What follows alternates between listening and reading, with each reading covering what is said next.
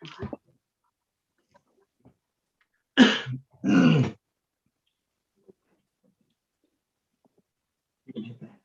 can begin.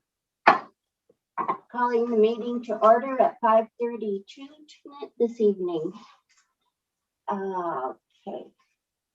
We first of all would like to look at the agenda and adopt the agenda. If everyone is in agreement, would anyone like to move for the adoption of the agenda? Dave is and Jackie. And is anyone in disagreement? Okay, carried by all.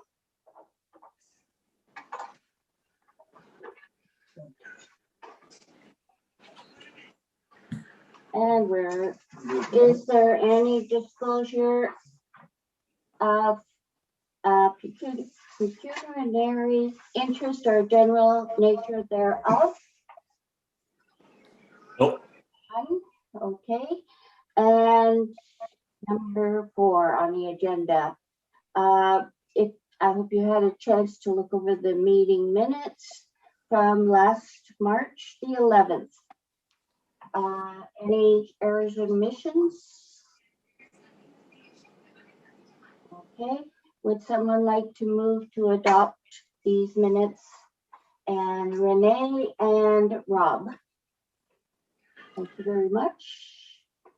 Any objections? Carried by all.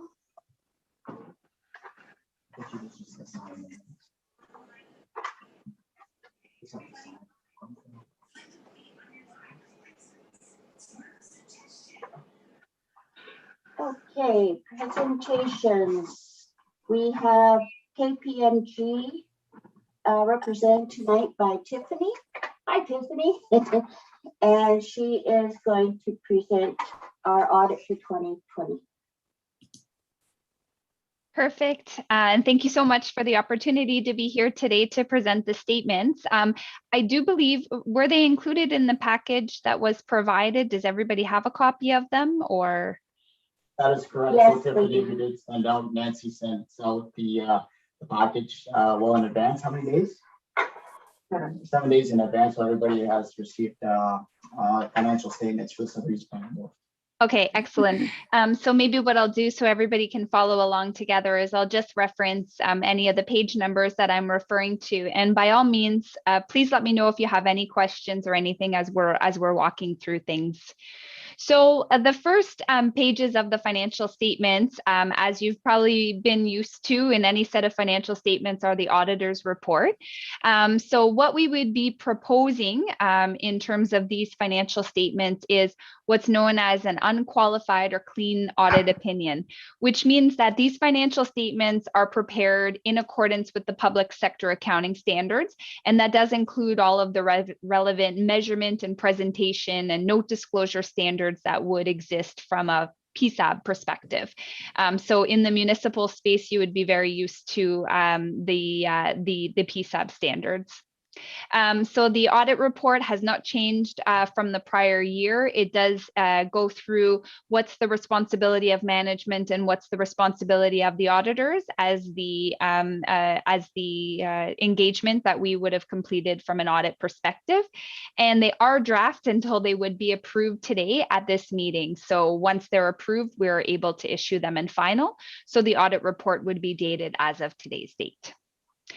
So if we move along to the statement of financial position, and if you're following along in a copy, it does have the little number 1 down on the bottom right-hand side of the page.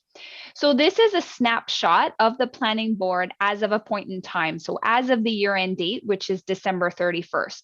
So assets that were owned, liabilities that were owed, and any resulting surplus that exists at that point in time.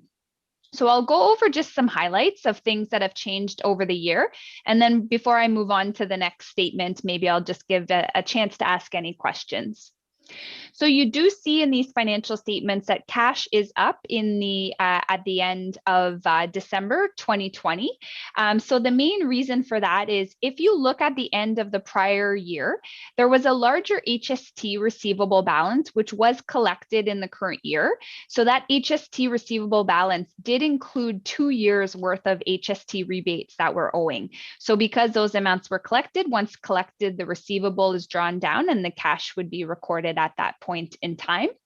The other thing to note is there's some additional deferred revenue in the year that also contributes to an increase in the cash balance, as well as an increase in payables. So as payables increase, those checks weren't cut for those payments as of the end of the year. So those are all the main reasons that contribute to why the cash balance is up at the end of the year. Accounts receivable, there is a bit of an increase here, and this was just one or two invoices that were outstanding just from one of the municipalities as of the end of the year. So more of just a timing issue is all as to why that balance was increased. So no concerns or anything, obviously, with any collectability. The HST, I already had discussed why that was down. So the prior year included both 2018 and 2019 rebates. The 2020 balance only includes the 2020 rebate. So that's why you're seeing that bit of that decline there. From a financial liability perspective, so looking at accounts payable and accrued liabilities, so the main driver of the increase that we're seeing there is just payroll related accruals. And the only reason there's an increase is there was additional days outstanding as of the end of the year to be paid out. So that accrual is always based on how many days need to be paid out as of the end of the year to staff. So it was just a slight increase there, along with some additional payroll remittances that were owing at that point as well. That's not all payroll though. It also does include trade accounts payable and accrued liabilities that are owing as well. Deferred revenue. So you do see a bit of a slight increase there in deferred revenue. That really is made up of two items. So the Ministry of Municipal Housing and Affairs, there's some funding, the cash has been received but not yet spent for the official plan. So that's about $5,200 or so. And then the annual allocation that is not yet spent, and that's about $6,800 or so. So that's what makes up those two balances. From a non-financial asset perspective, the main change there, you see there's some tangible capital assets recorded. That's just some like a computer and a monitor that would have been purchased in the year, so not yet fully amortized. So that's why you see that balance there. And the prepaid expenses, that amount is insurance that was paid in advance. So when it's paid in advance, it's recorded as a deposit or a prepaid, and then drawn down to expense as that insurance term is used up over the year. So that does result in the year in an accumulated surplus of just over 150,000. I'm going to go over on the next page how it increased year over year. You also may note that there is a note that says effective COVID-19. COVID-19 is, in the accounting world, one of those subsequent events that have the potential to impact the statements, but we're not quite sure what that impact is going to be. I don't think anybody thought we'd be on our third emergency stay-at-home order now at this point in the year, if we think back to a year ago. So the point of the COVID-19 note is to say, heads up, people using these financial statements, there could potentially be things that happen in the next year that could impact the ongoing operations of the planning board. It's a standard note disclosure that you would be seeing in really any financial statements that have been issued in the last year. And that's just to say, the organization has taken these steps to, curb COVID-19. This is what's happening. And there's, at this point in time, no additional items are going to be included or accrued in the financial statements in respect of the pandemic. So before I move to the next page, is there any questions on this particular page at this point?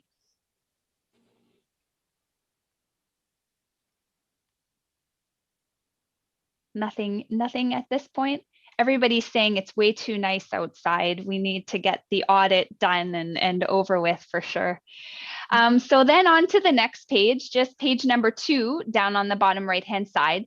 So this is your statement of operations. So all transactions from January 1st of 2020 to December 31st of 2020. Now, I would say, I think everybody would agree 2020 was a bit of an odd year.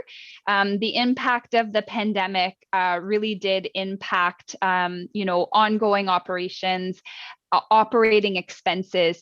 People were spending money on different things that they wouldn't have normally done before. We never would have thought masks and sanitizer and plexiglass would be what's included in expenses, and no travel. But you know what? That's where we were in the year. So if I would sum things up, I would say if you look at the operating expenses, there are definitely a few items that were completely impacted by COVID. So I would say that would be number 1, the salaries and benefits. The reason that's down is there was one staff member that would have been off for a part of the time, so not paying out those salaries and benefits. So that's number 1. We all pretty much didn't get in our car and travel to meetings or travel anywhere. So you can see travel expenses are down almost in half. You can see meetings and conferences, significantly down. Staff training, very much down. So I think, if we take a good look at this, really the pandemic related impacts, removed those expenses that we would have normally spent. So why do I say that? Well, when you look at the operating results in the current year, I think that's the surplus that we're seeing is definitely a bit of an anomaly. All you needed to do was to attend a few more meetings, do a few more training courses, have the staff 100%, occupied and working, for the entire year. And then that surplus very quickly just would have went away. So I just, I wanted to just say, kind of take that surplus and kind of look at it as, in my mind, almost like a one-time surplus that we're really looking at. Because if it were regular operations, shall we call it, it wouldn't be in that situation. And had we spent the same kind of expenses as we would have in the prior year, we wouldn't be in that situation. And I think that really, that's where we get to, a budget was set. I think everybody set their 2020 budgets assuming that things were going to be a lot different than they actually were. So that's really the main comment that I would have there. The only other thing that I would say is from a revenue perspective, you do see the contributions from municipalities was up in the year, and that was mainly just the $1 per household increase in 2020. So I would say that, that combined with the no spending really on certain items were what lended itself to the surplus. Also remember that things that we capitalize, so things like that computer and things like that wouldn't have been included as an operating expense. It would have been included just as an asset. So that $1,500 purchase isn't, included in that surplus either, but likely would have been included in your budget, because the budgets are a bit different compared to what we do from an accrual perspective in the financial statement. So just wanted to lay that out there. So that did result in an increase in the accumulated surplus. That surplus does need to be split between what you invested on capital and what was effectively a reserve set aside for future purposes. So of that 150,000, 1,350 relates to your investment in your capital, and then the remainder relates to that amount that's set aside for future purposes. So one of the questions that I always get when I'm doing presentations like this, primarily in the municipal space, is, well, what's a good number, and what should we have included in that balance? And I think it's really dependent on what your plans are for the next number of years and what's been set aside, because it's definitely not a prudent decision to have zero. And if there's plans, to draw upon the reserves for future, for future projects, just needing to make sure that those funds are available. I think this year taught us, if we think about, how things can change in an instant, it's always good to have a little bit of a fund set aside in the event there are significant changes, just to be able to pivot easily and draw down on those reserves and utilize it for future, for kind of future purposes. So with respect to the remainder of kind of the financial statements at a high level, I'll just say, there were no changes in any of the accounting standards that would have impacted these financial statements. So your note disclosures, with the exception of COVID, are pretty consistent with what you would have seen in the previous year. I would say, if you go to the next page, this is a PSAB statement only, statement of changes in net assets, financial net assets. This really is a good, strong situation, because it does show that you do have the ability to pivot. And, we always look at that from a sustainability perspective. How likely are you to be able to weather changes that are going to be occurring in the coming year? And it does, you can see from this that there is a bit of a kind of a pot of funds there to be drawn upon should the need arise in the future. From a cash flow perspective, there wouldn't be anything else that I would need to note or report upon that I haven't already done so. The main drivers of the cash, which is great news, was your cash from your operating activities. And then we have the note disclosures to the financial statements. But maybe I'll just pause there and give everybody a chance to ask any questions that you might have, or if you'd like me to go back to any part of the statement, I'm more than happy to do so as well.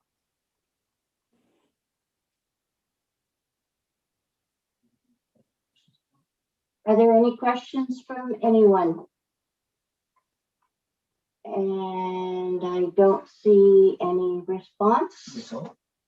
Nope, I have no questions. I'm fine. Anyone else? Okay. So resolution for. Okay, sorry. somebody's got a question? Oh, Renee, you have a question? Maybe just a quick question. So the money that we have aside, what kind of things could arise in the future that we would need a reserve for?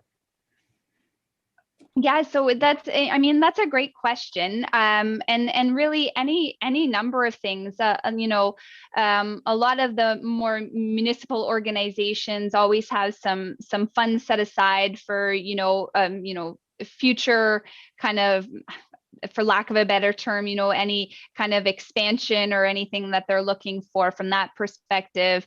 It really is tough. I know in speaking to the staff there was some discussions, on perhaps some assessments of, what was happening in the operations and things like that. So those are all things that could be funded, but most municipalities will have some funds set aside, obviously, for capital, for various projects that they would want. So, I would say something similar to that. Really, the sky's the limit. I know that's not a good way to, describe it, but it's, whatever your plan is. So what I see most doing is saying, okay, what does our strategic plan say, or our plan for the next 3 to 5 years? And let's make sure then that we take a peek at what we have in reserves and see if there's anything that we might want to be allocating towards any of those items. I guess maybe this question would go out to Matt. So those reserves, are those technically split between the 4 municipalities that are paying in as far as cost wise, or? Through you, Chair. So I just want to make sure I understand the question correctly. So that, if I understand correctly, maybe I might pass back to Tiffany, but that, say for example, $151,000 at the year end for 2020, that's accumulated for it's inclusive of the municipalities and the unorganized townships. And I hope I'm answering that correctly. That's what I believe that is. And then say, for example, say I'll give you a quick example, just to your first question, Renee, about Yeah, like, just as to where you would use that maybe. okay, yeah, so I give you an example. So when I go to the budget later on, I'm gonna break it down. I made a lot of notes. But you'll notice in the budget, I don't have legal fees. So over the past years, if somebody was to appeal one of my reports and I had to go to LPAT, at a minimum, $10,000, for legal fees. But again, that's not in the budget based on, but it can happen. There's an opportunity that can happen. Also, when I go into the budget, I'm just giving you another example where I understand the unique circumstances of 2020 from a staff perspective, what happened there. And so we were able to have that surplus for that reason in terms of salaries and benefits. So now what we're going to be doing is considering using that surplus, say that 13,000 that we had for 2020, and we're going to use that for this following year. So there's $23,000. I'm just kind of giving you an example how I know it looks like a big number. It's like, okay, but in a snap of a finger, it can easily disappear. And then lastly, I'll give you one example on our disbursement pages. When you look at the end of the year for every month, you'll notice the cash flow, for example, just for March. And if you look at just for March, it went from 126,000 to 112 just in the month of March. So that's not including lawyer fees and other example offsetting our budget. So I'm just trying to give you like some examples of how that can move, and maybe Tiffany can, if I missed anything that I incorrectly said something, please address that. No, that was a really great I understand. summary. Yeah, and I it's just also because municipal reserves are set aside for specific sections, right? So that's why I was questioning it. So I understand now. Thanks for explaining. One other very important note that's different from the planning board and the municipalities is, if I understand correctly, maybe Tiffany could touch on this, we don't have a line of credit, where municipalities, I believe, have access should something happen to that. Maybe based on her experiences, Tiffany can expand on that, where the planning board has no line of credit. So basically these funds is what we have in terms of planning. Yeah, that's a great point. And then also from a cash flow perspective, in the event that, the contributions perhaps have, coming in from the municipalities at different timelines and stuff like that, having that other cash flow allows you to weather those ups and downs a little bit more. And just for some further context, Renee, you asked a great question. So I went and while you were speaking and dug up the statements since back from 2010. And so a lot of that accumulated surplus has arisen subsequent to that date. So subsequent to 2010. And it really is a combination, the years when I was flipping through, where you see the larger increases to the accumulated surplus, were years where the fees were significantly higher, creating a larger surplus in those years. So while a part of it, let's say maybe as a result of the 4 municipalities, it does seem that the years where the largest surpluses have arisen are those fees are significantly higher than what we've seen in other years. So thank you. From what you're saying is that the source of why it's been accumulating is because certain years there was a big revenue because of fees. Yes. Yeah. When I went back from 2010 onwards, you can see that there was one very large year with a $40,000 surplus. And that was because the fees were almost double what they were in previous years. That really bumped up that balance. Okay. And I think the cash flow is a good point also. I'd like to have to see the cash flow, like the ebbs and flows throughout the year, so that we would know what does the cash flow, what's the minimum amount in cash, available cash, that's ready for use, so that obviously you don't want it to come too close to the 0 point, because there you have a problem. If there's any unforeseen expenses, you might get into problems.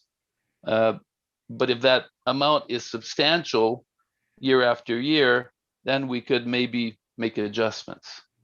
That's one of the things I would like to see as a cash flow on a monthly basis.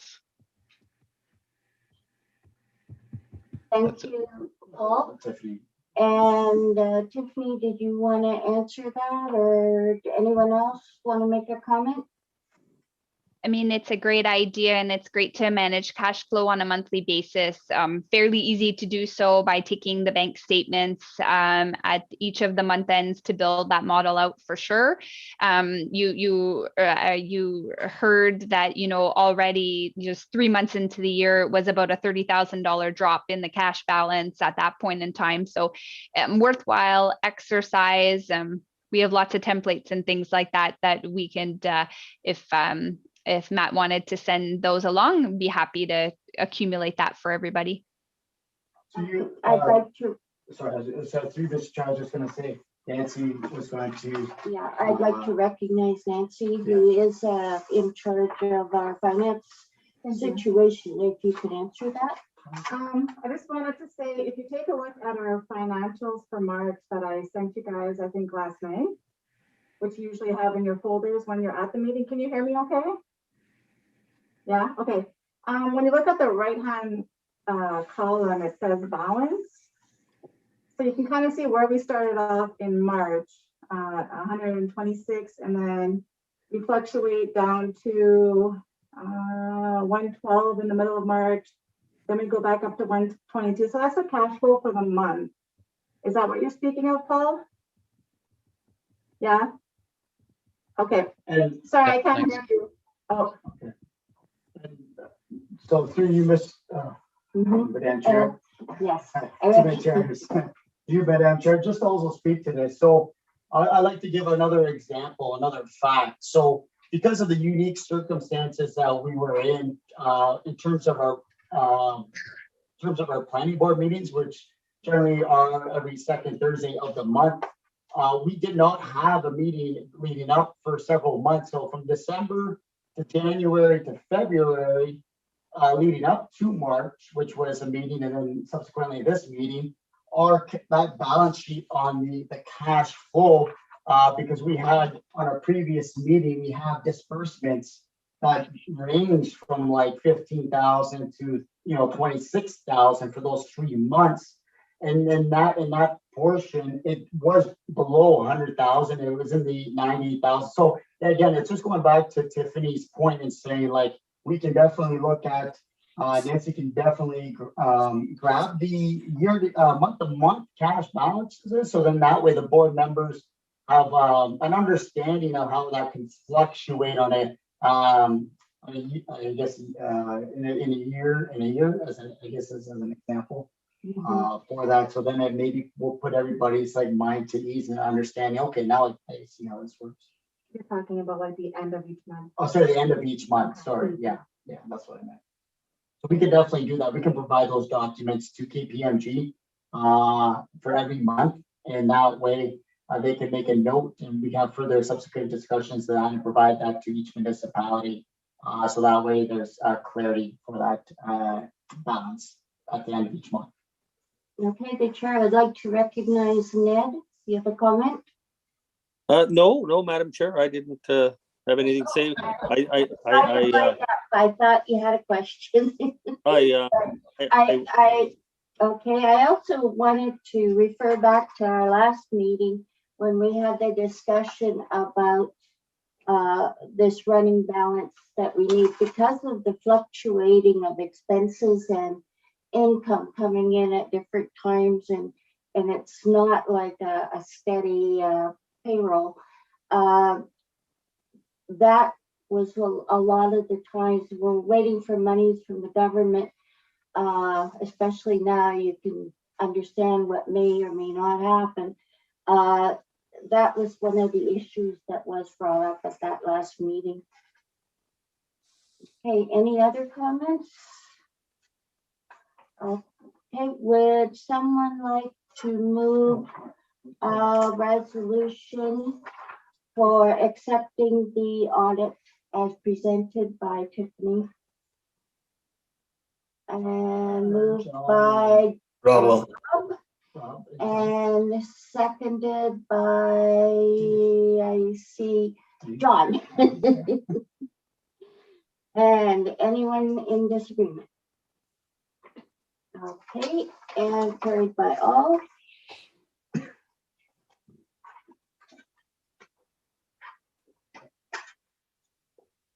Okay, so what's that?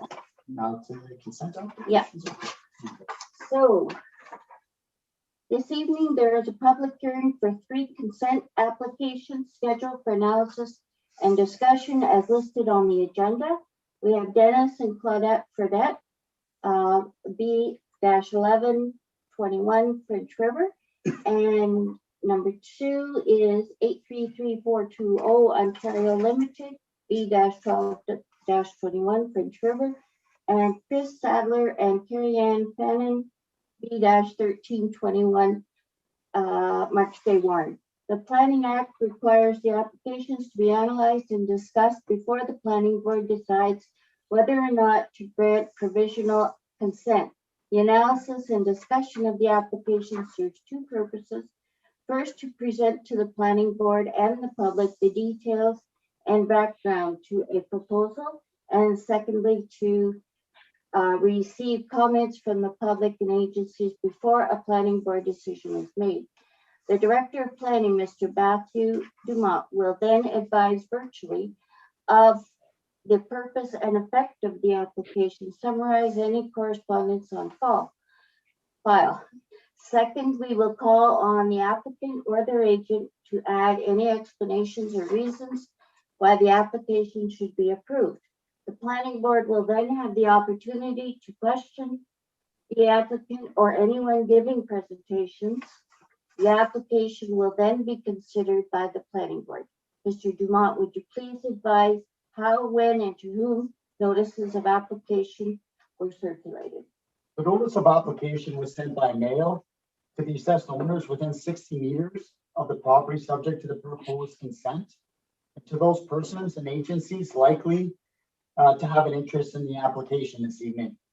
Included with each notice was an explanation of the purpose and effect of the application and a key map showing the location of the subject property. I now declare that this portion of the planning board analyzed and discussed consent application B-1121 French River for Dennis and Claudette Fredette. Mr. Dumont, will you please summarize the purpose and effect of the proposed consent and provide any additional information, correspondence relative to the application? Okay, so this property is in the municipality of French River. The process started back on January 7th, 2021, when I met with, I had several discussions with the Dennis over the phone and then subsequently met with him in person. So that's how this whole process started. And the intent was, it was a unique situation because the subject lands are on the west side of Manette Road. It's right off of Gordon William Drive, and it's just north of Highway 64. The subject lands and the lands to the north, south are waterfront residential. The land surrounding the area is consistent, and again, its consistency is waterfront residential uses. So the purpose of this evening's application is to effect a lot addition. So what's unique about it, Dennis owns both properties. So the first property is a 14 Gordon William Drive, and it's approximately 0.85 hectares in area, which is over what the current requirement is for waterfront residential, which is 0.8 hectares. And Dennis would like to add that parcel of land to his other parcel of land, which is municipally known as 183 Forest Hill Drive. So the subject property, both subject properties are zoned waterfront residential. So the Gordon William Drive property, and this is where the communication is key throughout this whole process with Dennis, is because as I'm doing my due diligence, the on MPAC states that 14 Gordon Drive is vacant land. But based on my due diligence, there is detached garage on the property, so that's considered an illegal use. Because it's not recognized on MPAC. So therefore, there was no permit that was ever issued for it. So we had a discussion about that. We talked about that. And the reason is usually you have a single family home or a cottage that can't build first, and then you have your detached garage. So that was one issue we had to talk about. And so I had contacted Andrea Torini with Sudbury East Building and Bylaw Services. So I got Dennis in touch with Andrea to rectify this issue. And it's presently being resolved. So there's correspondence. I'm aware that Dennis even emailed me saying that he has now his demolish permit, and so that's all taken care of, part of this process. And secondly, 183 Forest Hill Drive, which is the other property that's benefiting from this acquisition. So that property contains where he resides, single family home, detached garage, and sleep cabin. And again, when you go on MPAC, these structures should all be addressed. In this case, again, do my due diligence. The sleep cabin is not, recognized on MPAC. So again, that means no building permit, and there's been a sleep cabin. We need to rectify this. So again, I got in contact with the chief building official, and I also got Dennis in contact with them to ensure that the right approvals are in place for that existing sleep cabin. So that, again, I got confirmation from Dennis on March 23rd. He sent me an email saying now he has a permit for the sleep cabin. So those two structures have been addressed, and they're working itself out. So once the property is kind of together as one, it's going to be a total of 1.8 hectares. And it's going to have 98 meters of frontage, which again exceed the requirements of the waterfront zone. So no issues in terms of that. And again, so the official plan, just speaking to the official plan briefly, it supports lot boundary adjustments. I've already kind of touched on this, what we're doing. That's exactly in line with the OP policies. I'm not going to go any further with that. It's a pretty straightforward transaction in terms of land being added.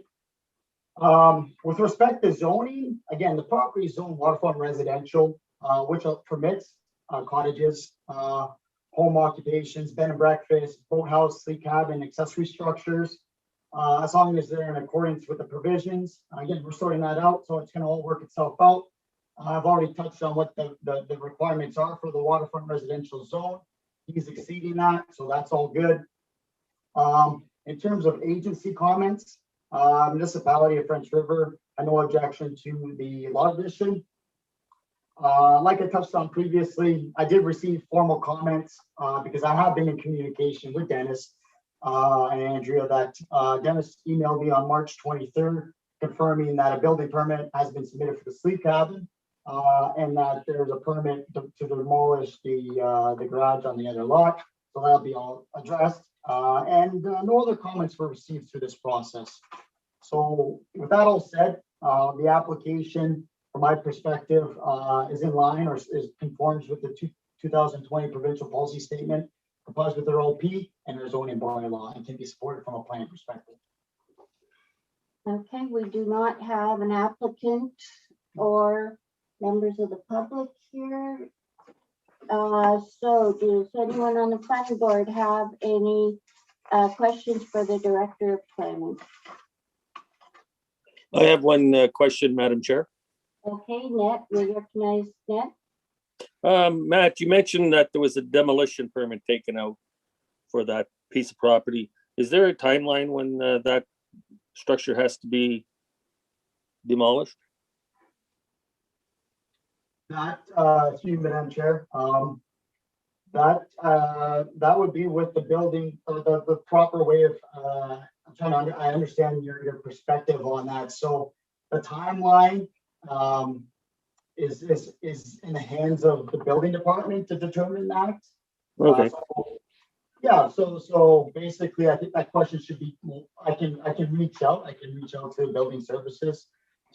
I'm sure So- that was. so who follows up on that demolition, like, to make sure that that's demolished? Is the building inspector? Yes, it is, yes. All right. Okay. Any further comments from the board? Okay, I see none. Oh, Just Renee? a quick one, Matt. So that property would then be all in one unit, right? That is correct. That's the. Like right now it's two, it'll become one? That's correct. Okay. And does the other property have any septic or anything like that on there? So for that question, I don't require that Andrea? information just because Okay. we're not creating a new lot. Okay. Okay, thank you. Okay, any further questions? Nope, he's no questions. Could I have a mover to accept this? Okay, that would be Paul, is moved by Paul and seconded by Renee. And any objections to this motion? No, carried by all.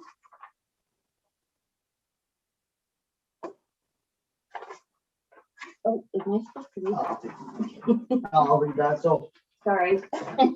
We're a little backwards here. be it resolved that consent application B1112 French River submitted by Dennis and Claudette Burdette be recommended for approval as per the report prepared by the Director of Planning. Okay, and we've now passed it all. Okay, I now, whoops, no, I don't. Please be advised there's a 20-day appeal period during which time any person or public body may appeal the decision or any condition imposed by the planning board by filing an appeal with the Secretary Treasurer as prescribed by the local planning appeal tribunal. You have 1 year to fulfill the conditions of this conditional approval or the approval will lapse. I now declare that this portion of the planning board analyzed and discussed consent application number B1221 French River by company 833420 Ontario Limited. Mr. Dumont, will you please summarize the purpose and effect of the proposed consent and provide any additional information and correspondence relevant to the application? So this project started on January 11th of 2021. The agent is Vicky. So she's the one that wanted to pursue this transaction. And the owner of the property is the numbered company, which is the golf course. So again, this is a little bit repetitive for both Renee and Dave, because last night they heard the rezoning application. So I'll kind of touch on both again. So basically there's two applications. They were processed together. And the severance was to affect a lot addition from the golf course. And to rezone those lands, because generally golf course is zoned open space. And in this case, Vicky, who is the owner of 301 Riverview Drive, her property is residential rural. So that's what triggered the requirement of that little sliver of land that she wanted to acquire needs to be residential rural, which will abut or enlarge her property. So again, there's a small sliver of land. It's very unique. You don't usually see that. The length of that is about 276 meters. It's about 5 meters in width. So that formed part of the golf course. But based on conversations that I had with the owner and the agent, the intent when they created the survey of the golf course back in the day, it was just like an option B in case they needed water supply and they could get that water supply from the lake. So that was option B, but option A, they had their own water supply. So that's the history kind of behind the oddly shaped sliver of land and why it is where it is, and it backs onto that property. And to give you an idea in terms of how big that sliver of land is, it's about 0.13 hectares in area. And basically that's just going to be added to Vicky's property, who's acting as the agent, to 301 Riverview Drive. The proposed, the retained lands are going to be the golf course. And the golf course is going to be 27 hectares, so significant in size. And the golf course, ironically, has frontage on Golf Course Road. So there's 570 meters, again, more than what's required for the open space. Also, just to give members perspective, so once the lands are added to Vicky's property, they're going to be approximately 2.9 hectares in area, and they're going to have a frontage of 60 meters. Again, both the area and the frontage satisfy the requirements of the residential rural zone. So again, no further requirements or relief needed for that. Kind of touched on OP policies on the prior application in terms of lot additions and lot boundary adjustments. Again, perfect example. This is exactly what's happening, and it works within the OP because specifically section 4.51. I've already kind of touched on the area that's being acquired, who it's being acquired to. I've also touched on the length and width of that piece. And I explained to the board members the intent and why now it's being acquired. So for those reasons, it can be supported from an OP perspective. With respect to zoning, again, I've already touched on what the bare minimum requirements are for residential rural. So the enlarged lots can exceed both those requirements. As for the open space, you don't really come across open space too often with my applications. So I'll just read off the requirements to give you perspective on that.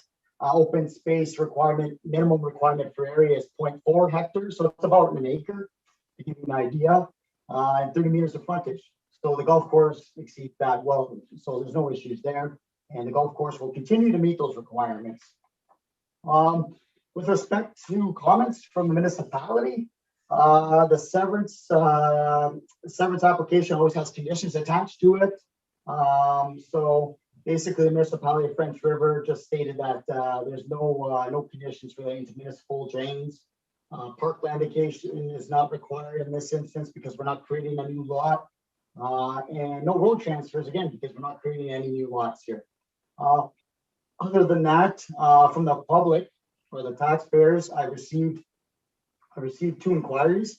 I received 1 phone call from someone in the area that just wanted a further understanding of the proposal. So I gave him the exact explanation I've given all you this evening. So there's no issues there. And lastly, I had an email from the property owner at 181 Murdoch River Road, which is just south of 301 Riverview Road. So that individual had some concerns in terms of access. She just wanted to make sure the homeowner that her access wasn't being affected in this transaction.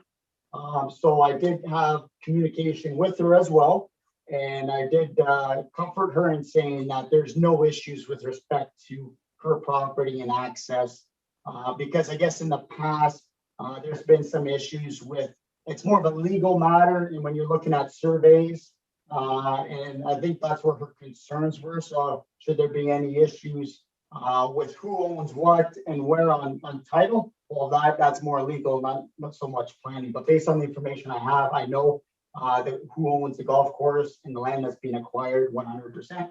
And so I confirmed her, and she's happy with my response to her. Other than that, no other comments were received as the date of this report. And again, this application can be supported from a plan perspective because it does conform to our local and provincial policies. Any further comments or questions? Okay, the applicant is not present, and We do not have any other members from the public. So we have no further questions from the committee? Okay, and the Director of Planning could read the resolution. So be it resolved that consent application B1221 French River submitted by 833420 Ontario Limited, be recommended for approval as per the report prepared by the Director of Planning. Can I have a mover for this resolution? Rob Kimball and Renee Carrier. Do we have any objections to the proposal, to this proposal as it was read? No objections, so carried by all.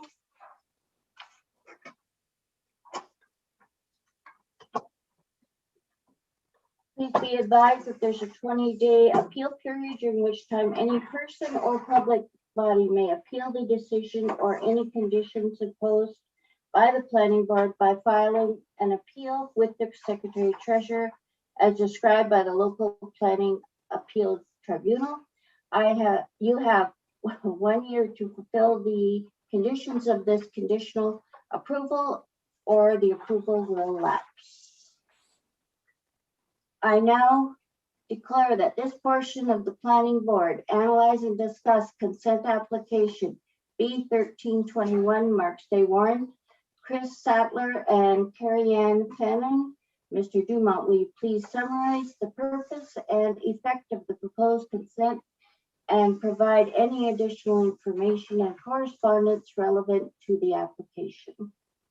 So I started my communication with Carrie Ann and Chris Sattler, who reside in the municipality of Mark St. Warren, back on November 26, 2020.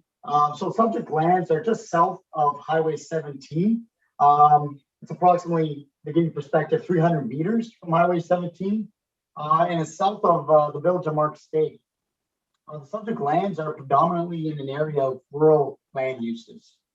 The purpose of this application this evening is to create one rural lot on Nipawasi Lake Road. The retained lot is approximately 12 hectares in area with a lot frontage of 292 meters and is presently vacant. The severed lot is approximately 8 hectares in area and has a frontage of 205 meters and is also presently vacant.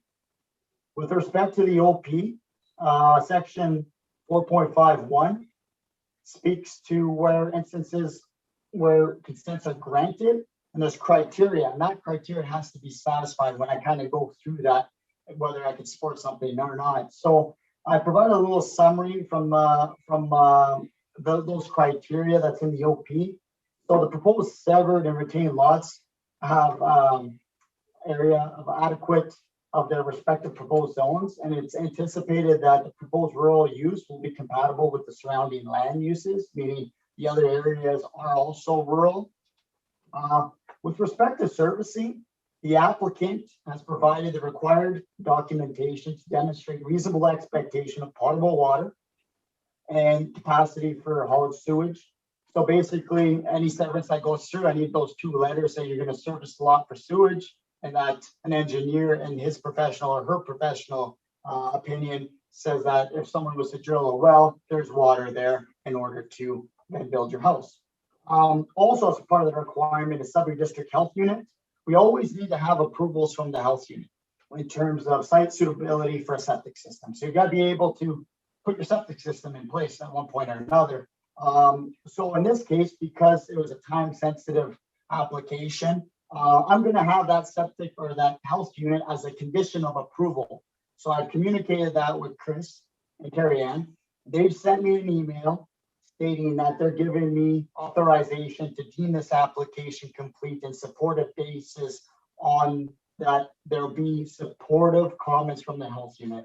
So it's a compromise basically, rather than having them wait months and months for the health unit to do their site visits.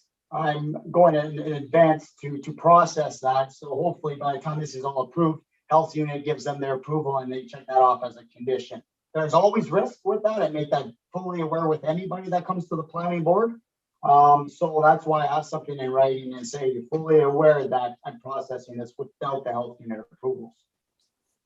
Also, as part of my due diligence, there were no development constraints that were identified, or so there's no studies that were required. And municipal staff, when I circulated for comments, had no concerns with respect to the application. And I did reach out to Don Couche, who's the public works superintendent, like I do with every severance, just to ensure that the proposed severed lot has the proper sight lines. Again, that's not my responsibility, but it's the responsibility of the public works superintendent to ensure that the proposed entrance. So in this case, for example, where the owners were looking at putting the entrance wasn't adequate in his opinion. And so based on the communication, they then reallocated the proposed entrance to meet the requirements of Mark St. Warren's department, which is public works superintendent. So that's the whole purpose of doing that, requesting confirmation from those departments. So with respect to zoning, the minimum lot for rural is 5 hectares or 12.5 acres, and is a minimum 100 meters of frontage. So based on the numbers I already kind of mentioned, both the severed and the retained parcels will exceed those numbers at 5 hectares, sorry, and 100 meters. With respect to agency comments, from the municipality of Mark St. Warren, the CAO, the chief building official, public works superintendent, fire department, parks and recreation department, and economic development officer all had no issues with the proposal. Hydro One had no comments or concerns at this time, and Bell Canada had no concerns as well.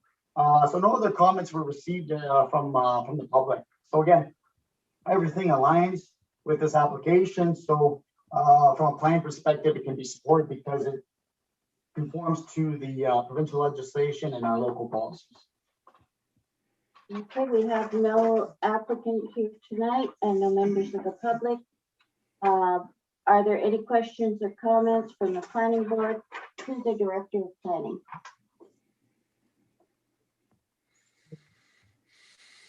No comment? Okay, with that said, Okay. I will read the resolution. Be it resolved that consent application B1321, municipality of Mark St. Warren, submitted by Chris Atler and Carrie Ann Fannin, be recommended for approval as per the report prepared by the director of planning. I have a mover for this resolution. We've got Dave and seconded by sorry, Jackie. And do we have any objection to the resolution as read? Okay, we have no objections, so carried by all.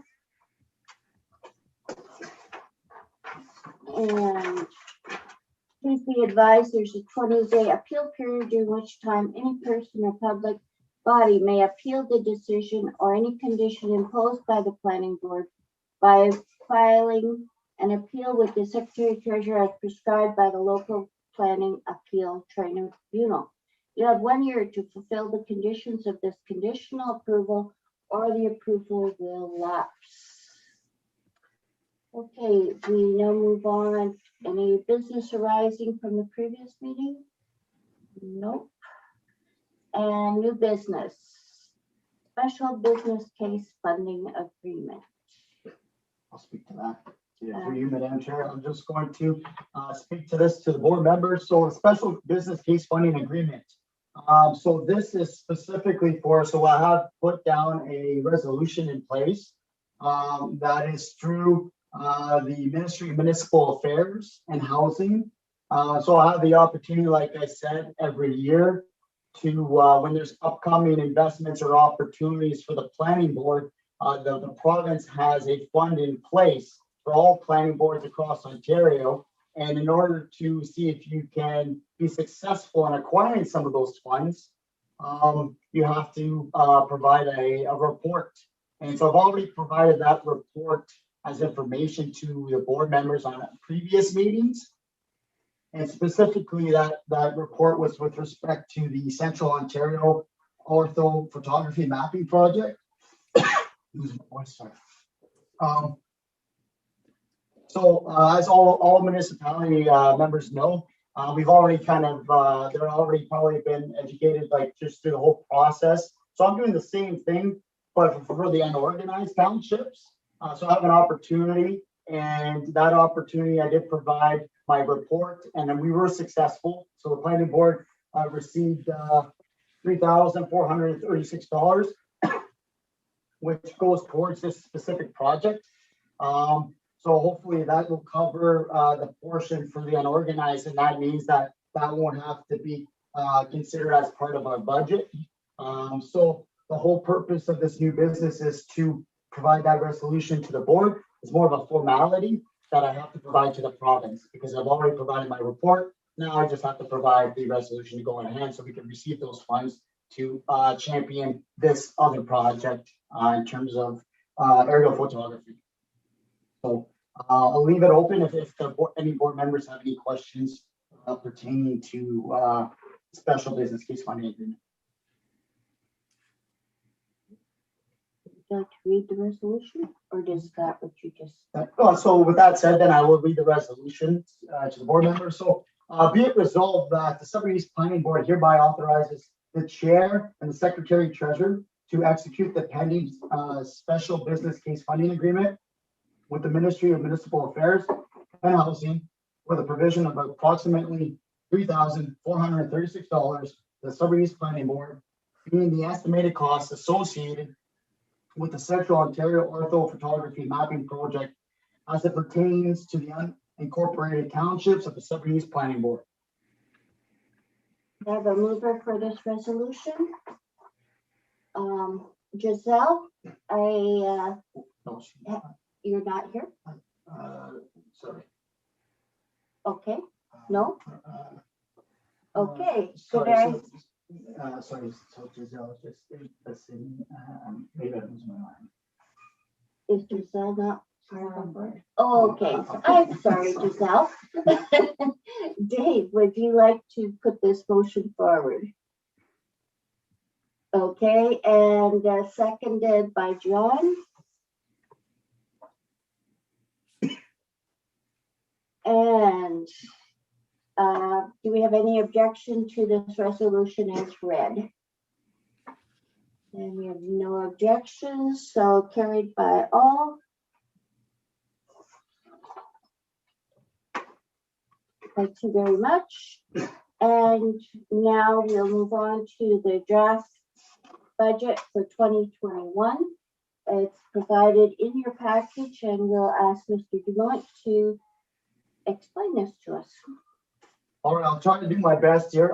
Again, I have Tiffany. I talked to Tiffany earlier today, so I just asked her, should there be any questions that I'm not comfortable in answering as it pertains to the financial side of things, that she's also, she's still here to answer those questions, just learning from past experiences. So I'm learning from that. So she's here. But I'll try to do my best to kind of go through everything in details to work with the board members. So the package is basically like every other year. Nancy spent several months to put this together. So with the assistance of myself and the direction that I give her through that process. So what I like to do is I always like to keep things simple for the board members. So I just kind of give you a little highlight, which is the first page. Which is proposing the budget. So the highlight is basically, let's look at the history and let's look at what we're proposing and consider our revenues and expenditures. So the history, to give you again perspective, the last 10 years, it's gone from $18.50 to $21. So I just kind of broke down some numbers and said that on average it's about 25 cents on a year-to-year basis. With respect to the proposed budget, this is what we're looking at doing. We have an apportionment increase per dollar. Again, when you look at that dollar, I'll touch on that a little later, but we kind of break it down to simplify things, again, to give perspective to the municipality of Marks Day 1, to the municipality of St. Charles, and so forth, the French River, as well as Killarney. So that's the breakdown. So that breakdown, that dollar is based on the household count for each member municipality. which gives you an overall total, which excludes the unorganized township of, $1,357. I mean, 1,357, 994, 935, 29, 25, 93. And it gives you a total of $5,879. So that's what we're proposing. Part of that budget is professional development for Nancy. And in the budget, I've allocated $1,000 for that. Like we do every year, we take the average for the last 5 years. So the average for development application fees. What does that mean? It means severances, zonings, variances, subdivisions, final consents, permits to the unorganized area, official plan amendments, validation of title, deeming bylaws, the list goes on. So those are all development fee applications, which creates the revenue as part of our budget in line with the contribution from each municipality. So it goes hand in hand, the revenue and the contribution from the municipalities, as well as the contribution, which is from the province. So that's what we put. And as you notice here, the proposed revenue, you're going to notice our proposed revenue based on this is $218,129. You're going to notice the expenditures exceed the revenues, $16,442.67. So what we're doing, sorry, my phone. So what we're doing here is, as what Tiffany kind of touched on her presentation, we had a surplus, which should provide the rationale why we did for the unique circumstance that we did last year. So it provides us an opportunity for this year to offset that. So I'm using the $13,000 that was accumulated last year to offset the deficit. And I'm also tapping into that accumulated surplus about $3,000, which is a total of $16,442, which makes it work. This is me tapping into the accumulated surplus, which is fine. It's reasonable. And also looking at the increase of an apportionment of $1. So they go hand in hand. So that's just a summary. And again, feel free to ask me any questions, because I'm going to dive into this, the meat and bones of our operation, our budget. So this is what matters, to give you perspective on things. So I again, I like to keep things simple. So I got Nancy to highlight everything yellow. Basically yellow is fixed costs. So everything that you see in terms of an expenditure is a fixed cost. Nothing I can do about that. So, but before I get to the expenditures, I'm just going to look at the revenues first.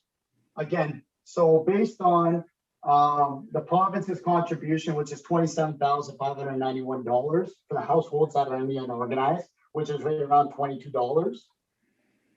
The contribution for the municipalities, again, that's just under a $6,000 increase cumulative for all municipalities.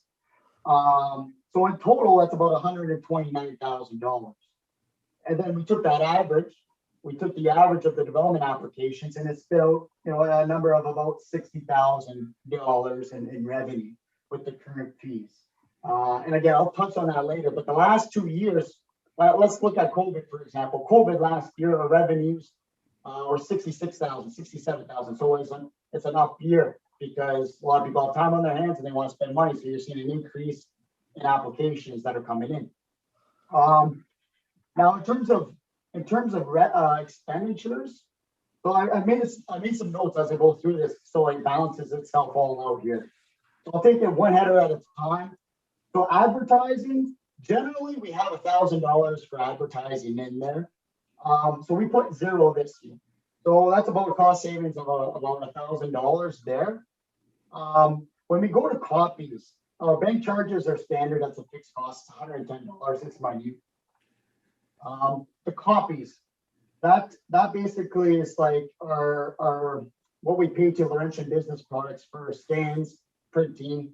That's a staple of ours. It should be a fixed cost, but it fluctuates. Why does it fluctuate? Because if we have more development applications, that means Nancy has to send more notices to people. And lately, that's what's happening. We've had a tremendous amount of applications in thus far, which this is probably going to be at the higher end, but we've taken the mean over the last 5 years to put $2,500.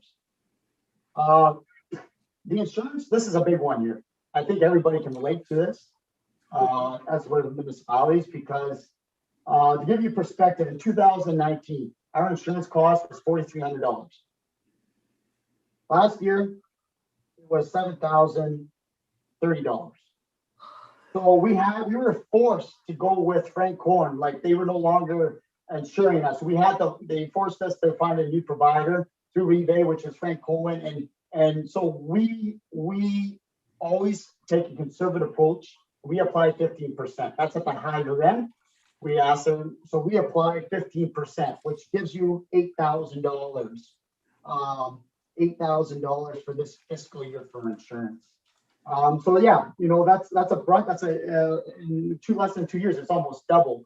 But hopefully it going forward, that's not the case, but that's an increase it's a fixed cost. Meetings and conferences with board members. Again, this is based on how many meetings we're having, but again, unique circumstance again. We're now getting in the habit of doing virtual meetings. So there's obviously there's got to be a savings here. There has to be a savings, and that savings, basically I've calculated a savings as, we got 1,750 in there, but typically in a normal world, it's significantly higher. So for this year, it's approximately a savings of $2,800 based on the meeting. Again, stamps and office supplies, that's what makes our business run every day. And again, more circulations, more applications, more stamps, more costs incurred to do the proper notices through the Planning Act, which must be mandated. Professional services, again, they're all yellow. Audit, KPMG, who Tiffany's representing this evening. CGIS, it's a fixed cost. That is the most important tool for my profession. That without that, the Sudbury East Planning Board does not run the way it does. And True Steel is a $350 fee. So those are fixed costs.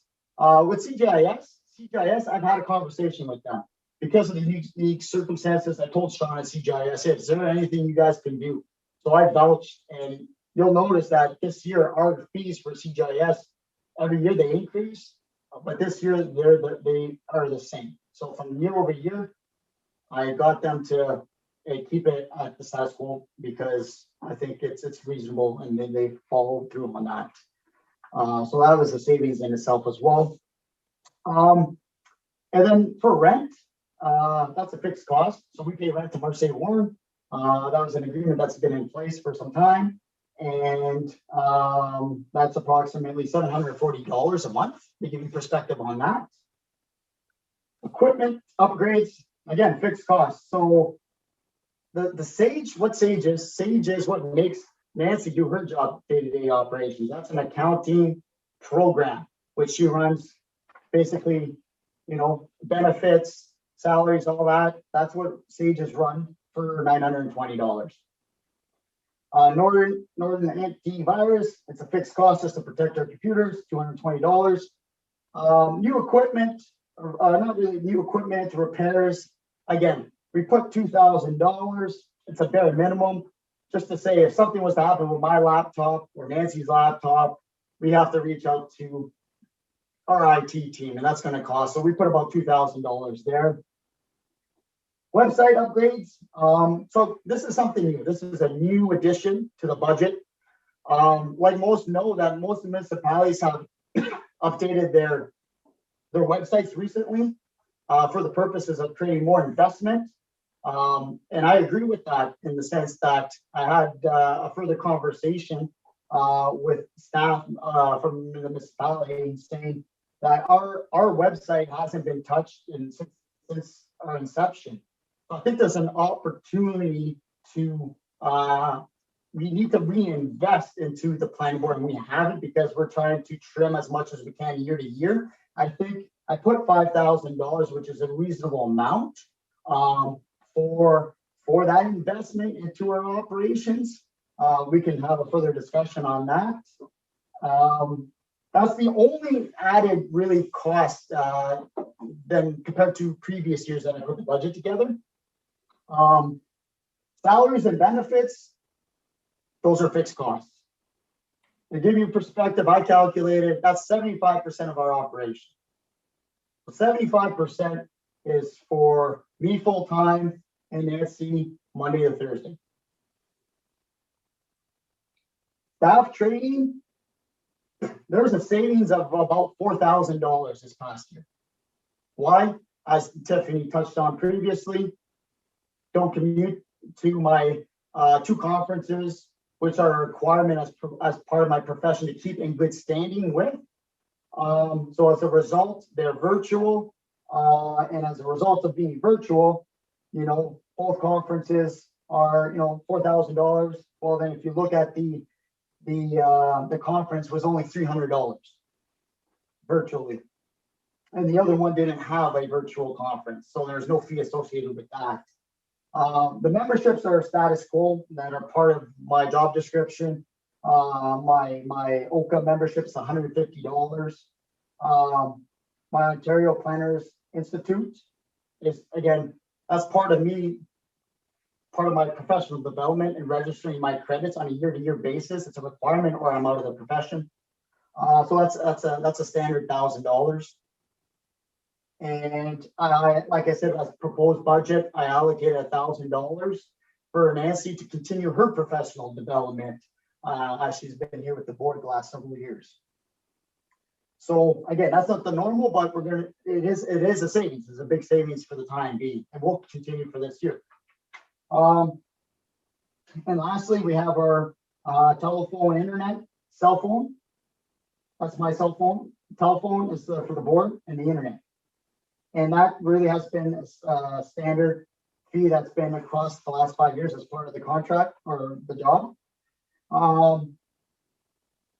Again, I touched on this just briefly with Tiffany and going back to Renee's first question. To give you an example, I didn't put lawyer fees, but I'll give you a real life example and perspective of reality of things. And because I'm going through some of these examples, last year and this year. So there is an application that's going on, and we've been very fortunate working with one of the municipalities that we've been in communication with their lawyer, their land use lawyer, because some of these applications are very, very technical in case law, and it's led to that situation when, again, haven't anticipated that in the budget. Neither has the municipality anticipated that in their budget, but the time that's involved could have been shared cost for the planning board and for that municipality. But the planning board is very fortunate in that example where that shared cost, the municipality was comfortable helping out the planning board in that situation. So if we don't have that, that could range at a minimum of 5,000 and can exceed significantly higher. Based on the 5 years, I have been fortunate in that 2 circumstances. We haven't had to go to the board, but there were costs incurred, and fortunate that the municipality was willing to help out with the planning board, in all honesty.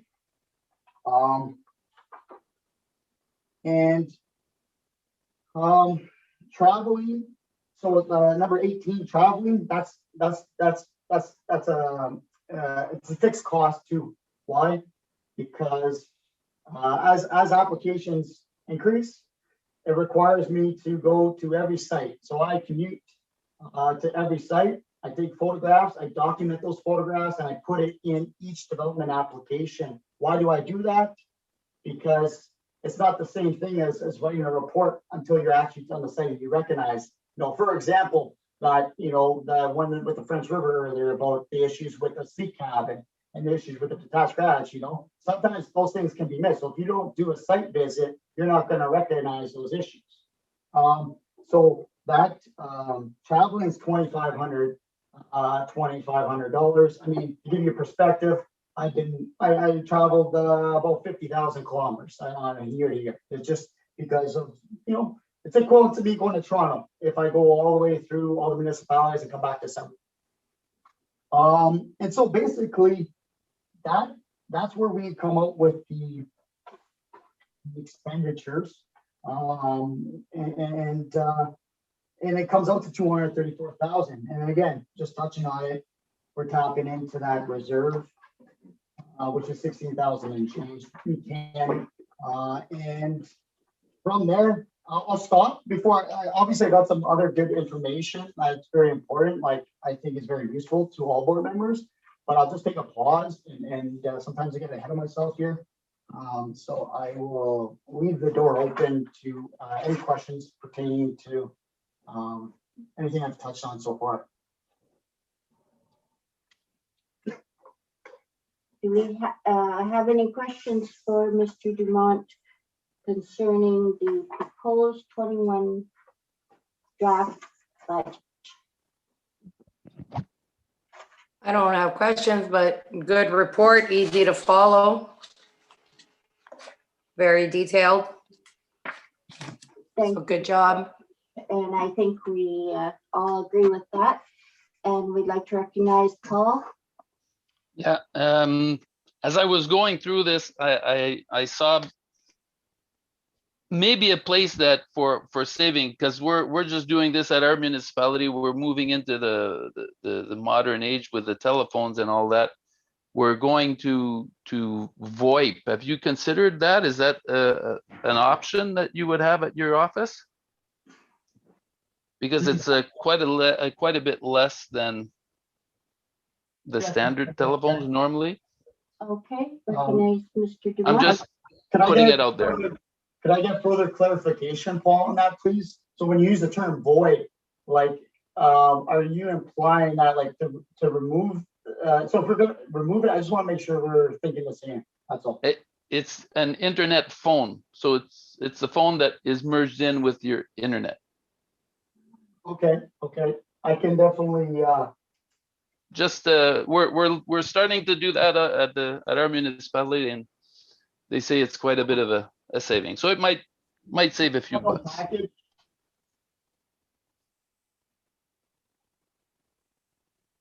Matt, we use it in French River. It's voice over IP. That's a very good recommendation. I will follow up with the board members on that.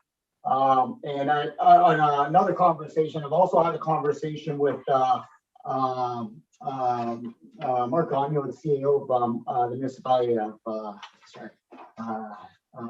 municipality of French River, about my cell phone. So I've already been in communication with them. I have to reach out to Rogers because I'm an employee.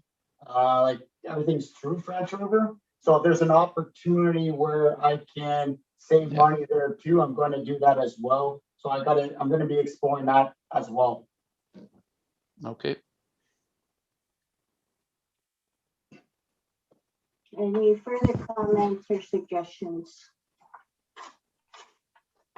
And okay. So what I'll do is I'll just continue with the package, just to share some more pertinent information that will benefit all municipalities or their staff or counselors. So the next page basically it looks at the last 5 years. The last 5 years, again, I like yellow. So I just highlighted yellow just because it gets right to the point. So the yellow represents the actual revenues and the actual expenditures. Pretty simple. I know it's a lot of numbers in there. That's what Nancy does. I make it look pretty with the yellow. So basically it gives you an example of like how revenues have increased. So for example, the last 2 years, we'll look at 2019, 2020. You know, if you look at development fees, application fees, the amount of applications and processing, we're the highest in a long time. So that is a result of our service, our level of service that we're providing to everybody, the taxpayers, and it's $70,000 in revenue in 2019, and then 66,000 in 2020. So again, obviously it's an outlier because of COVID. But it is one of the facts. And if you look at the expenditures, kind of like what Tiffany touched on, you know, as a once in a lifetime thing, you can understand, you see how the expenditures are only $221,000 for 2020. In a normal situation, that's higher. That's higher. But which results in $13,000, which is the surplus in 2020, which we're using as part of this whole budget process. So yeah, this was the last 5 years. It's just broken down. I know there's a lot going on, but Nancy kind of made it simple, and you can pass this on to your members. The next page. But before I go ahead, you can see like the last I've been here for 5 years. So last 5 years, last 4 years have been surpluses. So we know this year is because it will be a deficit. So we're acknowledging that. We're trying to find a solution. We have the solution in place. The next sheet here is basically what I talked about. 75% of the expenditures are salaries and benefits. So it's broken down to Nancy and myself on an hourly wage. And that includes biweekly. It also includes OMERS. That's if you have any questions, that would be directed to Nancy. That's part of that SAGE accounting program that she has in place that she calculates. I can't really speak to anything more because she takes care of all that with wages, EI, CPP, OMERS, WSIB, EHT, and Sun Life.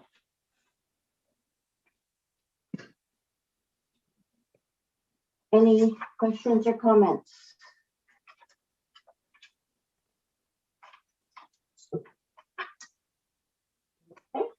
So what I have, the next sheet here is part of my agreement with the position that I took on 5 years ago, was that there's a lot of hours after hours.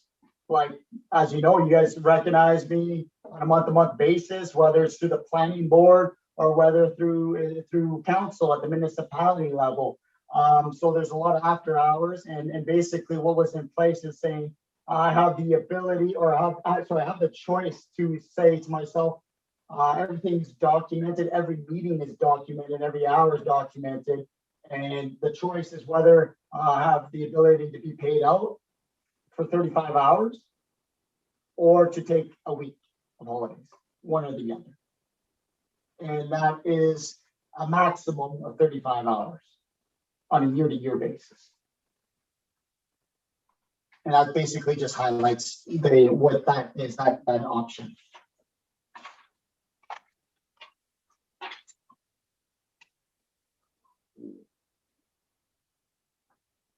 And the next sheet that I have is dealing with development applications strictly.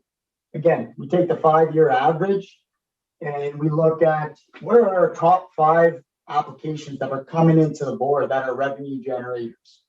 And you'll see that the consents, we have consents, zoning bylaws. So the consents go to the planning board, zoning bylaws go to the municipality. Zoning conformity permits, that's strictly for the unorganized townships. Minor variances go to the committee of adjustment, which is council. Compliance letter, that's directly between me and the lawyer. So if you look at compliance letters, we averaged last year, we almost had 80 requests. So basically all that means is someone's doing a transaction, a buyer and a seller, and they want my expertise. And so I produced 80 of those letters based on those transactions. I'll just give you kind of an example. So and then it gives you like an average mean. So pretty much, consents are in line, variances have increased, so ZBAs have increased, zoning conformity permits in line, compliance letters increased, everything's in line or going up. And again, that's probably a result of the times that we are in right now. I will move on to the next piece of documentation. I'll just kind of skim through this. Again, this is just for information purposes for all the members. Again, I take everything in the last 5 years. So this is a breakdown for each member municipality. Gives you the application fee in that year, in that fiscal year, and how many applications you receive. So I date back to 2016, so that first page is 2016.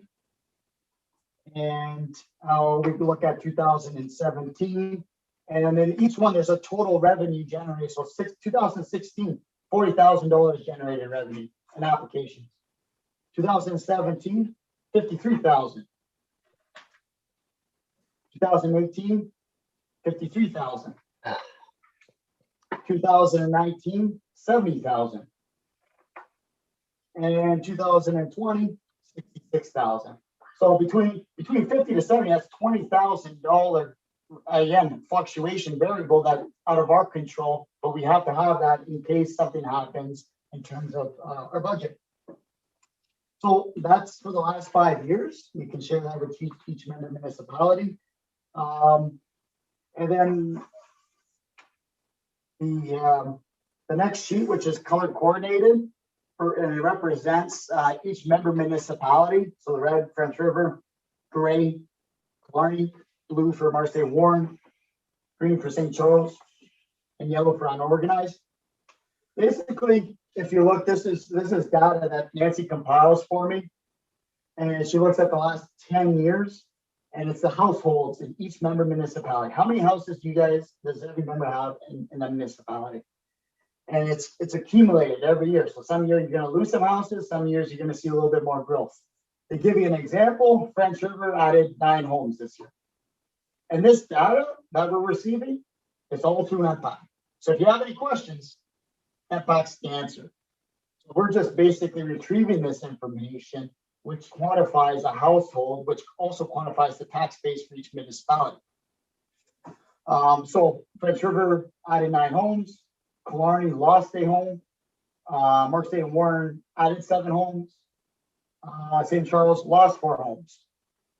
And the unorganized lost 2 homes. So you may ask yourself, well, why did one municipality lose a couple houses and why did some maybe grow exponentially? That question's got to be asked from NPAC. How do they quantify that? And obviously there's a relationship. The relationship has to be with building services, issuing a building permit, and that building permit being registered. So, again, when you have building permits registered, it's going to be registered with NPAC. And if you're going to demolish a structure, it's going to be registered again through the building services. So that's how that relationship works.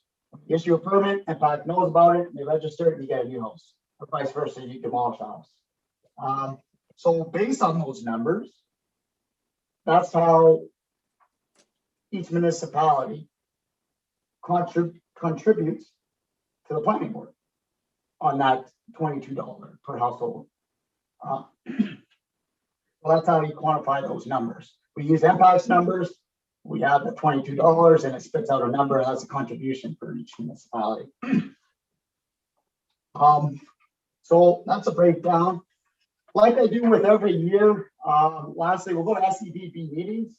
I got 2 more, I won't keep you too long. I just got 2 more pieces of information here that are very important too.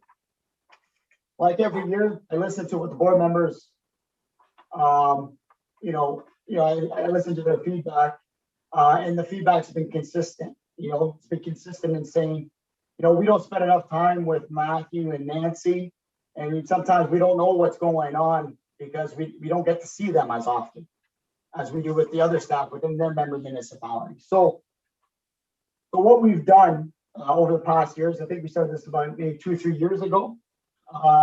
We've tried with the time that, we can't document everything, but we try to make an effort to document every meeting that I have with a taxpayer, not with council, not with the board members, not with staff, just taxpayers, people wanting to do development.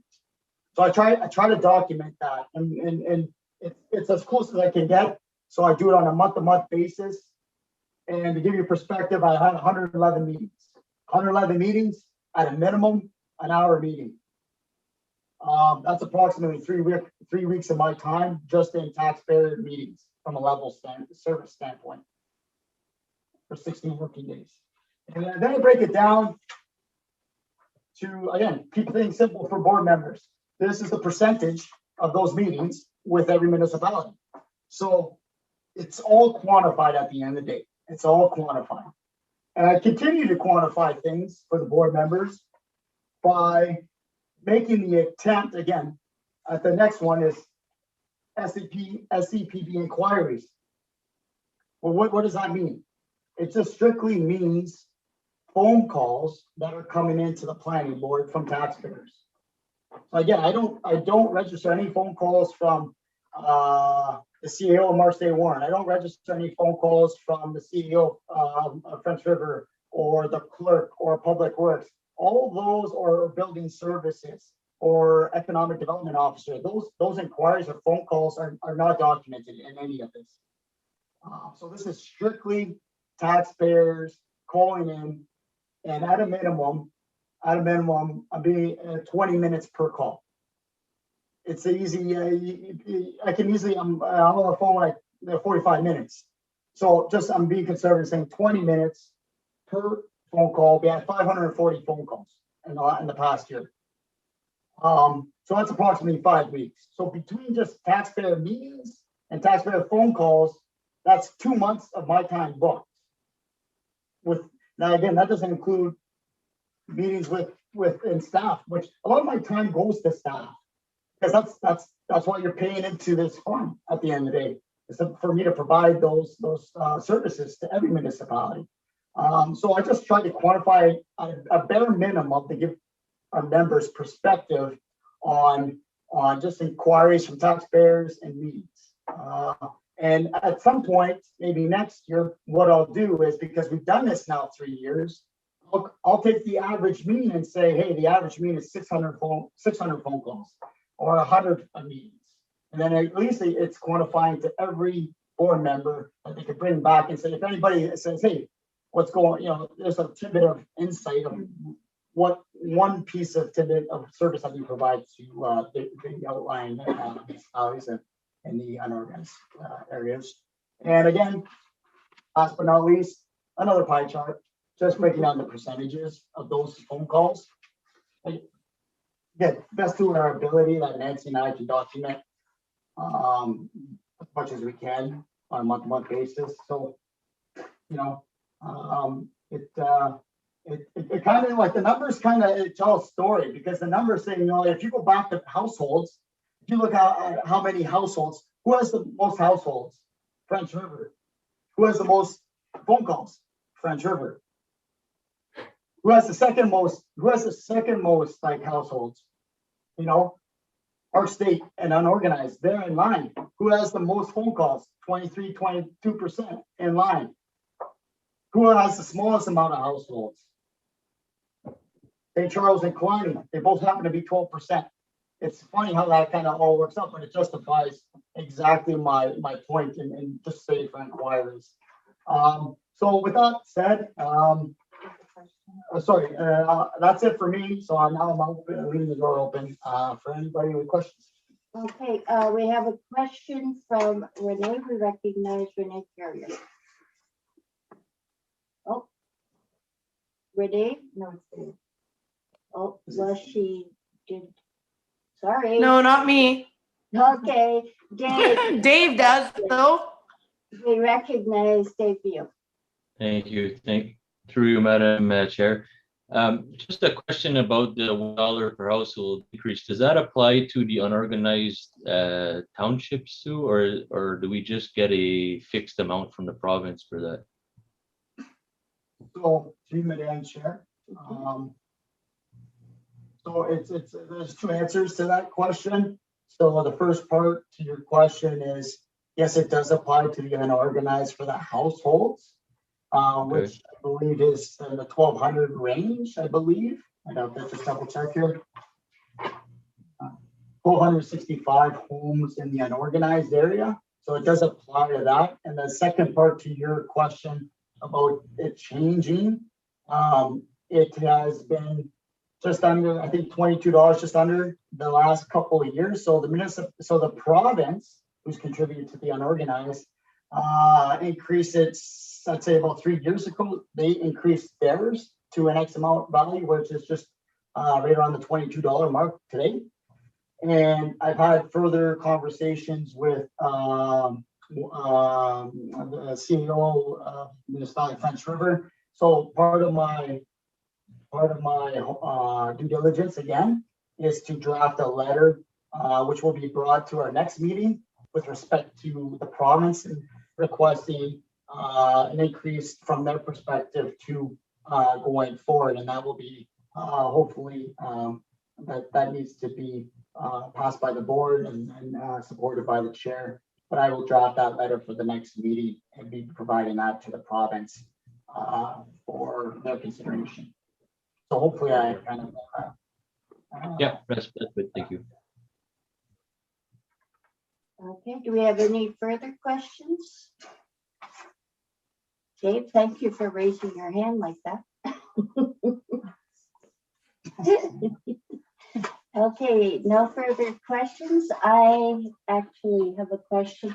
I'm sure all of you know about this, but I'm relatively newbie too. When you're talking about households, are you talking about residences or vacant land or properties? Like what exactly are you talking about? through you, Madam Chair. We are speaking to dwellings. So dwelling units, meaning homes, cottages, everybody use different terms, camps. The primary residence on the property, which why I say primary residence, because most of the time the zoning that's in place with any municipality says you have to build your home first, and then there's options. You can do secondary units, third units, etc. But that's MPAC saying on a household count strictly, not on vacant land. That's a different. The contribution is not on vacant land. Sorry. Okay, would you like to speak to that? Yeah, I just wanted to point out on the household counts comparison sheet, it breaks it down from farm residence, residential unit, and seasonal. So those are the three categories.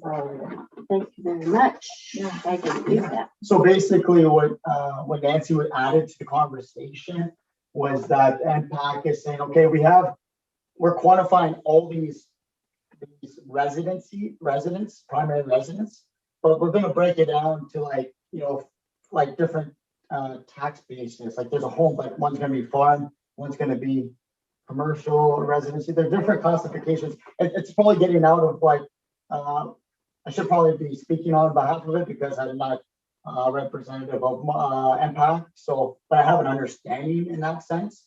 So, if going back to your point, is it just homes on properties? Okay, any further questions? Okay. Would you like to make a resolution or? Yeah, so what I have here is I prepared the resolution that refers back to the first page of what Nancy and I have proposed for the board, planning board, in terms of revenue expenditures and having a transfer of surplus to offset for this fiscal year, which includes an apportionment increase of $1. And so with that said, I have the resolution here. I will read. So be it resolved that the draft budget recommended by the Director of Planning dated April 8th, 2021 be adopted as the Sudbury East Planning Board's official budget for the fiscal year of 2021.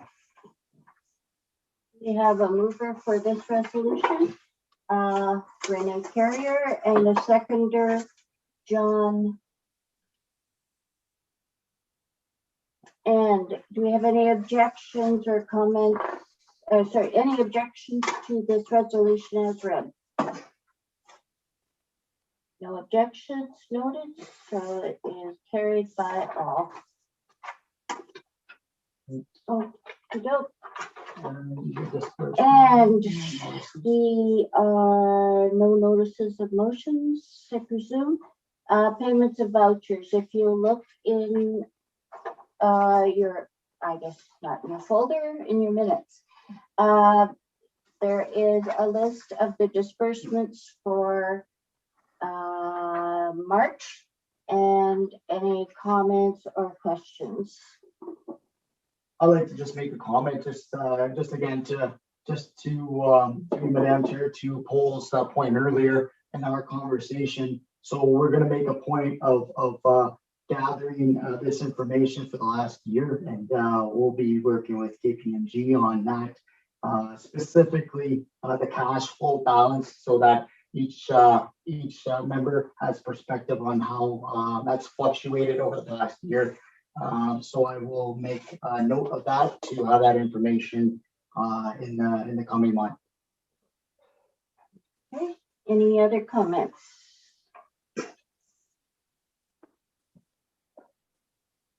No one? No hands? Okay. Resolution. I'll read the resolution for disbursements. So be it resolved that the statement of disbursements for the month of March 2021 in the amount of $21,908.50 distributed and is hereby approved for payment. We have a mover for this resolution, Dave, and seconded by Jackie. Are there any objections to this resolution as read? No objections noted. And carried by all.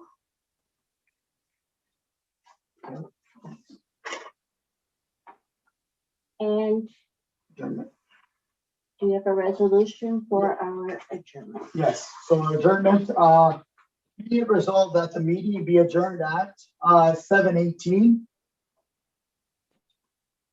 p.m. and at the next meeting, next regular meeting be held on May 13th, which is the second Thursday of that month, 2021 at 5:30 at the municipality of French River, virtually. Again, we'll be meeting just like we are today.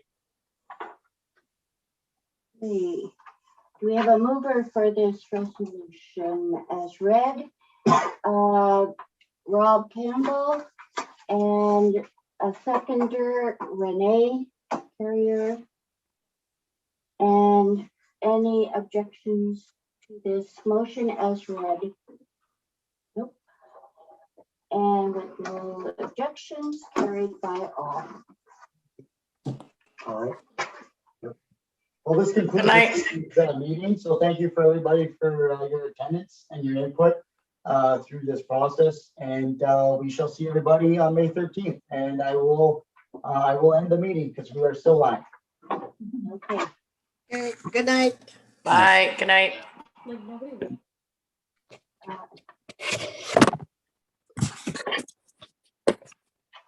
Yeah, I think End meeting that's for good. all. End That's it. meeting for all. End meeting for all.